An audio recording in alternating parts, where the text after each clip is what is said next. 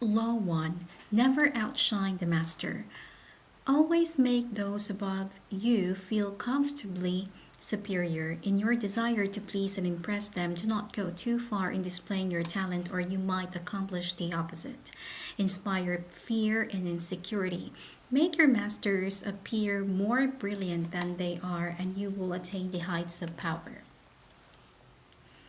Nicolas Foucault, Louis XIV's finance minister in the first year of his reign, was a generous man who loved lavish parties, pretty women, and poetry. He also loved money, for he led an extravagant lifestyle.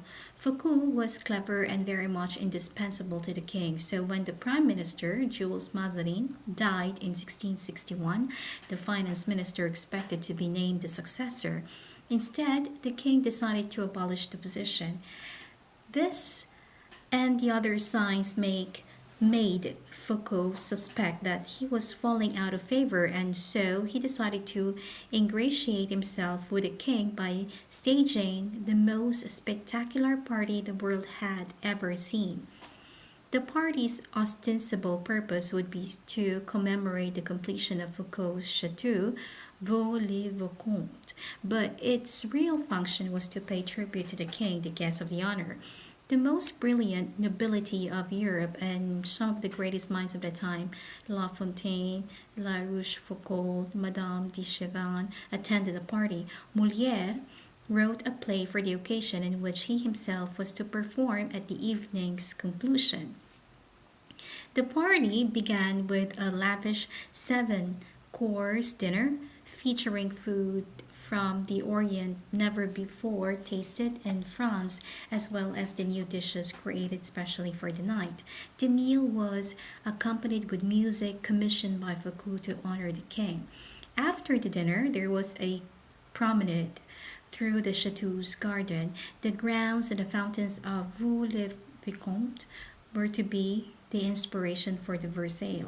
Foucault personally accompanied the young king through the geometrically aligned arrangements of shrubbery and flower beds. Arriving at the garden's kennels, they witnessed a fireworks display which was followed by the performance of Moliere's play. The party ran well into the night, and everyone agreed it was the most amazing affair they had ever attended. The next day, Fouquet was arrested by the king's head musketeer, D'Artagnan. 3 months later, he went on trial for stealing the country's treasury. Actually, most of the stealing he accused of he had done on the king's behalf and with the king's permission.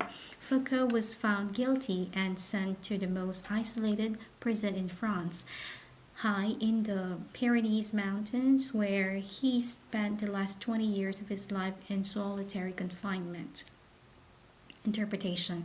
So Louis XIV, the Sun King, was a proud and arrogant man who wanted to be the center of the attention at all times. He could not countenance being outdone in lavishness by anyone, and certainly not his finance minister. To succeed Foucault, Louis chose Jean-Baptiste Colbert, a man famous for his parsimony and for giving the dullest parties in Paris. Colbert made sure that any money liberated from the treasury went straight into Louis's hands. With the money, Louis built a palace even more significant than Foucault's, the glorious Palace of Versailles. He used the same architects, decorators, and garden designer, and at Versailles, Louis hosted parties even more extravagant than the one that cost Foucault his freedom. Let us examine the situation. The evening of the party, as Foucault presented spectacle on spectacle to Louis, each more magnificent than before. He imagined the affair of demonstrating his loyalty and devotion to the king. Not only he think the party would put him in the king's favor, he thought it would show his good taste, his connections, and his popularity, making him indispensable to the king and demonstrating that he would make an excellent prime minister. Instead, however, Instead, however, each spectacle, each appreciative smile bestowed by the guests on Foucault made it seem to Louise that his own friends and subjects were more charmed by the finance minister than by the king himself, and that Foucault was actually flaunting his wealth and power rather than flattering Louis XIV. Foucault's elaborate party offended the king's vanity. Louise would not admit this one to anyone, of course. Instead, he found a convenient excuse to rid himself of a man who had inadvertently made himself insecure. Such is the fate, in some form or other, of all those who unbalance the master's sense of self, poke holes in his vanity, or make him doubt his prominence. When the evening began, Foucault was at the top of the world. By the time it had ended, he was at the bottom. Observation of the law. In the early 1600s, the Italian astronomer and mathematician Galileo found himself in a precarious position. He depended on the generosity of the great rulers to support his research, and so, like all the Renaissance scientists, he would sometimes make gifts of his inventions and discoveries to the leading patrons of the time. Once, for instance, he presented a military compass he had invented to the Duke of Gonzaga. Then he dedicated a book explaining the use of the compass to the Medicis. Both rulers were grateful, and through them, Galileo was able to find more students to teach. No matter how great the discovery, however, his patrons usually paid him with gifts, not cash. This made for a life of constant insecurity and dependence. There must be an easier way, he thought. Galileo hit on a new strategy in 1610 when he discovered the moons of Jupiter.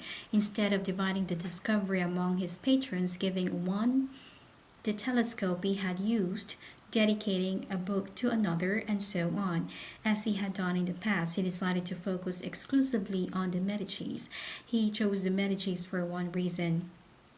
Shortly after Cosimo I had established the Medici dynasty.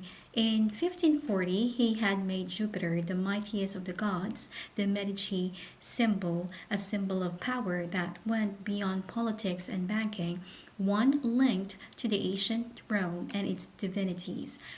Galileo turned his discovery of Jupiter's moon into a cosmic event, honoring the Medici's greatness. Shortly after the discovery, he announced that the bright stars, the moon of Jupiter, offered themselves in the heavens to his telescope at the same time as Cosimo's second enthronement. He said that the number of the moons, four, harmonized with the number of the Medicis.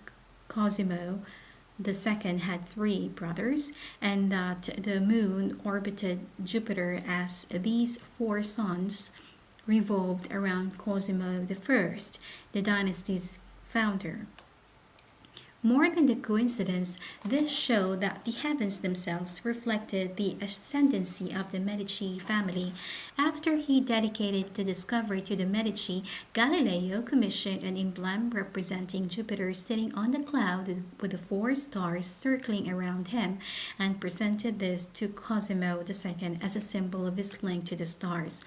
In 1610, Cosimo II made Galileo his official court philosopher and mathematician with a full salary. For a scientist, this was the goal of the lifetime. The days of begging for patronage was over.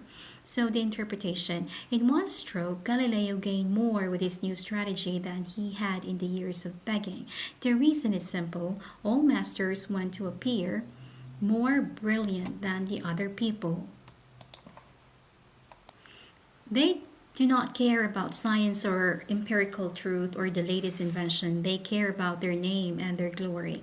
Galileo gave the Medicis infinitely more glory by linking their name with cosmic forces that he had by making them the patrons of some new scientific gadget or discovery.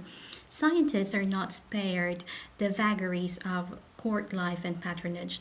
They too must serve masters who hold the purse strings, and their great intellectual powers can make the master feel insecure, as if he were only there to supply the funds, an ugly, ignoble job. The producer of the great work wants to feel he is more than just the provider of the financing. He wants to appear creative and powerful, and also more important that the work produced in his name. Instead of insecurity, you must give him glory. Galileo did not challenge the intellectual authority of the Medicis with his discovery or make them feel inferior in any way by literally aligning them with the stars. He made them shine brilliantly among the courts of Italy. He did not outshine the master, he made the master outshine all others. Keys to power. Everyone has insecurities. When you show yourself in the world and display your talents, you naturally stir up all kinds of resentment, envy, and other manifestation of insecurity. This is to be expected. You cannot spend your life worrying about the petty feelings of others. With those above you, however, you must take a different approach. When it comes to power, outshining the master is perhaps the worst mistake of all. Do not fool yourself into thinking that life has changed much since the days of Louis XIV and the Medicis. Those who attain high standing in life are like kings and queens. They want to feel secure in their positions and superior to those among them in intelligence, wit, and charm. It is a deadly but common misperception to believe that by displaying and vaunting your gifts and talents, you are winning the master's affection. He may feign appreciation, but his first opportunity, he will replace you with someone less intelligent, less attractive, less threatening, just as Louis XIV replaced the sparkling Foucault with a blonde Colbert. And as with Louise, he will not admit the truth, but will find an excuse to find himself of your presence. This law involves two rules that you must realize. First, you can inadvertently outshine a master simply by being yourself. There are masters who are more insecure than others, monstrously insecure. You may naturally outshine them by your charm and grace. No one had more natural talents than Astori Manfredi, the Prince of Faenza. The most handsome of all the young princes of Italy, he captivated his subjects with his generosity and open spirit.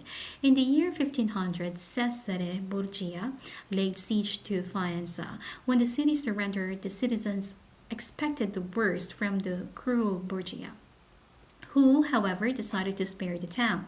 He simply allowed he simply occupied its fortress, executed none of its citizens, and allowed Prince Manfredi, 18 at the time, to remain with his court in complete freedom. A few weeks later, then, the soldiers hauled Astori Manfredi away for a Roman prison. A year after that, his body was fished out of the river Tiber, a stone tied around his neck. Borgia justified the horrible deed with some sort of trumped-up charge of treason and conspiracy. But the real problem was that he was notoriously vain and insecure. The young man was outshining him with even trying. Given Manfredi's natural talents, the prince's mere presence made Borgia seem less attractive and charismatic. The lesson is simple. If you cannot help being charming and superior, you must learn to avoid such monsters of vanity. Either that or find a way to mute your good qualities when in the company of Cesare Borgia. Second, never imagine that because the master loves you, you can do anything you want. Entire books could be written about favorites who fell out of the favor by taking their status for granted for daring to outshine. In the late 16th century Japan, the favorite of Emperor Hideyoshi was a man called Sen Norekyo. The premier artist of the tea ceremony, which had become an obsession with the nobility, he was one of the Hideyoshi's most trusted advisors.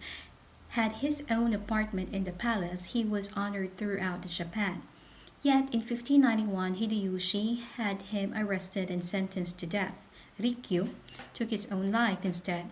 The cause for his sudden change of fortune was discovered later. It seems that Rikyu, former peasant and later court favorite, had had a wooden statue made of himself wearing sandals, a sign of nobility, and posing loftily. He had had his statue placed in the most important temple inside the palace gates, in the clear sight of the royalty who often would pass by. To Hideyoshi, this signified that Rikyu had no sense of limits. Presuming that he had the same rights as those of the highest nobility, he had forgotten that his position depended on the emperor and had come to believe that he had earned it on his own. He was unforgiven miscalculation of his own importance and he paid for it with his life. Remember the following: never take your position for granted and never let any favors you receive go to your head. Knowing the dangers of outshining the master, you can turn this law to your advantage. First, you must flatter and puff up your master. Overt flattery can be effective but has its limits. It is too direct and obvious and looks bad to other courtiers. Discreet flattery is much more powerful. If you are more intelligent than your master, for example, seem the opposite, make him appear more intelligent than you. Act naive. Make it seem that you need his expertise. Commit harmless mistakes that will not hurt you in the long run but will give you the chance to ask for his help. Masters adore such a request. A master who cannot bestow on you the gifts of his experience may direct rancor and ill will at you instead. If your ideas are more creative than your master's, ascribe them him to him in a public manner as possible. Make it clear that your advice is merely an echo of his advice. If you surpass your masters in wit, it is okay to play the role of the court jester, but do not make him appear cold and surly by comparison. Tone down your humor if necessary and find ways to make him seem the dispenser of the amusement and good cheer. If you are naturally more sociable and generous than your master, be careful not to be the cloud that blocks his radiance from others. He must appear as the sun around which everyone revolves, radiating power and brilliance, the center of attention. If you are thrust into the position of entertaining him, a display of your limited means may win you his sympathy. Any attempt to impress him with your grace and generosity can prove fatal. Learn from Foucault or pay the price. In all these cases, it is not a weakness to disguise your strength if in the end they lead to power. By letting others outshine you, you remain in control instead of being a victim of their insecurity. This will all come in handy the day you decide to rise above your inferior status. If, like Galileo, you can make your master shine even more in the eyes of others, then you are God sent and you will be instantly promoted. The image, the stars in the sky. There can only be one sun at a time. Never obscure the sunlight or rival the sun's brilliance. Rather, fade into the sky and find ways to heighten the master's star's intensity. Authority. Avoid outshining the master. Authority. All superiority is odious, but the superiority of a subject over his prince is not only stupid, it is fatal. This is a lesson that the stars in the sky teach us.